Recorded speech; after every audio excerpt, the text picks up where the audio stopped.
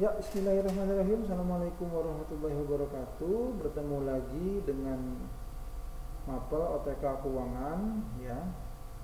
Di OTK Keuangan kelas 12 ini kita akan membahas sedikit banyak tentang kas kecil.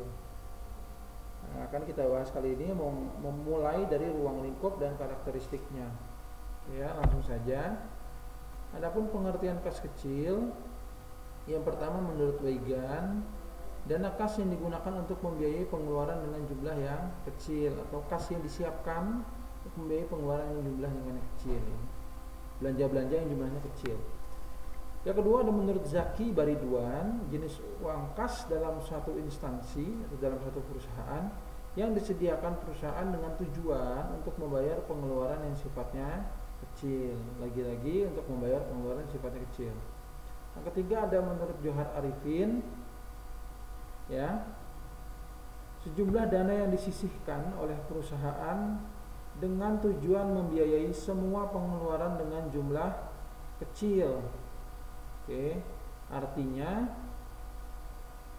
ya, dana yang disisihkan atau sengaja dipisahkan ya untuk membiayai pengeluaran jumlahnya kecil. Yang keempat, menurut Mardiasmo, kas perusahaan yang dibuat dengan tujuan untuk membiayai pengeluaran jumlahnya relatif kecil.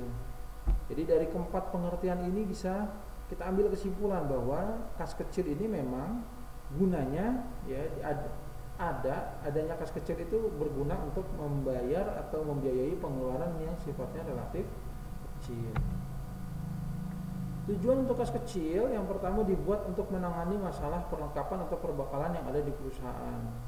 Nah, tentunya perlengkapan dan perbekalan itu yang bersifat tidak terlalu besar ya. Artinya untuk membeli alat-alat tulis, membeli alat-alat kebersihan, ya perlengkapan kebersihan, ya, seperti itulah contohnya. Yang kedua untuk menghindari cara-cara pembayaran tidak ekonomis untuk perusahaan, ya, atau tidak ekonomis dari transaksi yang relatif jumlahnya kecil nilainya, seperti itu ya. Yang ketiga untuk mendanai berbagai pengeluaran, bentuk pengeluaran perusahaan yang jumlahnya relatif kecil. Yang keempat, mempercepat aktivitas pimpinan perusahaan yang kadang menggunakan dana secara mendadak dan tidak terencana sebelumnya. Seperti itu ya. Jadi ada aktivitas pimpinan perusahaan yang kadang mendadak tuh dia. Itu kan butuh apa dan tidak bisa dan tidak sempat mengambil ke bank atau transfer gitu kan. Nah, pakai kas kecil. Fungsi dari kas kecil yakni untuk mengelola pembekalan dan perlengkapan kantor di suatu perusahaan, yang pertama. Yang kedua, untuk pembayaran menjadi lebih praktis ya, lebih ekonomis, jadi tidak usah ribet. Yang ketiga, fleksibilitas karyawan yang mengoptimalkan pelayanan kepada pelanggan, tamu, dan relasi bisnis.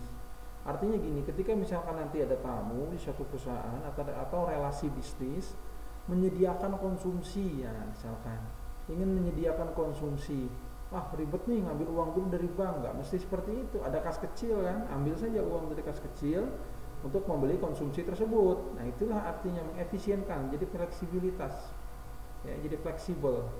Tidak melulu ngambil dulu ke bank lalu beli konsumsinya, itu kelamaan ya. Yang terakhir ada pimpinan dapat lebih mudah merespon segala bentuk aktivitas yang sifatnya mendadak ya, tadi ya gitu. Jadi ada misalnya mendadak, ada meeting mendadak, pertemuan mendadak gitu kan, ongkosnya bisa ngambil dari kas kecil gitu. Adapun karakteristiknya atau ciri-ciri dari kas kecil, yang pertama ada jumlahnya dibatasi ya. Jadi jumlahnya tidak terlalu besar, biasanya mungkin sekitar 10 juta atau 15 juta selama sebulan ya. Yang kedua, membiayai pengeluaran sifatnya rutin setiap hari ya. Artinya rutin setiap hari itu apa ya, contoh misalkan tiap hari ini kantor ini membutuhkan satu bungkus super pel, misalkan satu bungkus obat untuk pel pembersih lantai gitu ya. Jadi untuk seperti itu atau dalam satu hari membutuhkan 2000 kertas. Nah, itu kan itu rutin setiap hari. Yang ketiga, disimpan di tempat khusus biasanya bernama petty cash box ya. Petty cash itu adalah nama latin atau nama lain dari kas kecil atau bahasa Inggrisnya adalah petty cash. Terakhir dipegang oleh petugas keuangan yang biasanya tingkat pemula, masih dalam pemula ya, biasanya dipegang ya. Kalau sudah tingkat yang sudah tinggi ya sudah tidak memegang kas kecil, artinya dia mengurusi kas perusahaan yang kas besar. Oke, sekian dari saya ya, terima kasih, kurang lebihnya mohon maaf. Wabillahi taufiq wal hidayah. Assalamualaikum warahmatullahi wabarakatuh.